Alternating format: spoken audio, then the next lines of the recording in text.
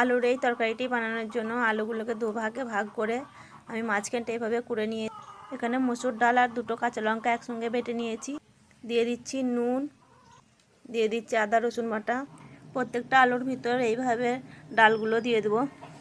প্রত্যেকটা আলুর ওপরে বেসন দিয়ে এইভাবে ডালটাকে ঢেকে দিয়েছি। এখানে তেল গরম হয়ে গেছে, আলুগুলো একটা একটা করে ভেজে নেবো। এবার আমি আলুটা তুলে নেব।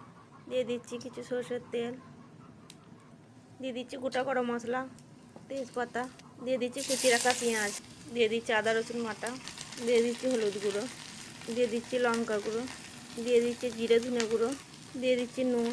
মশলাটা কষানোর জন্য দিয়ে দিচ্ছি পানি, দিয়ে দিচ্ছি একটা টমেটো কুচি। মশলা কষানো হয়ে গেছে, এবার আলুগুলো দিয়ে দিচ্ছি। আলুটা কিছুক্ষণ নাড়াচাড়া করতে হবে। এটা রান্না হয়ে গেছে, ওপর থেকে ধনে পাতা দিয়ে নামিয়ে নেবো। দেখুন রেসিপিটা কত সুন্দর হয়েছে।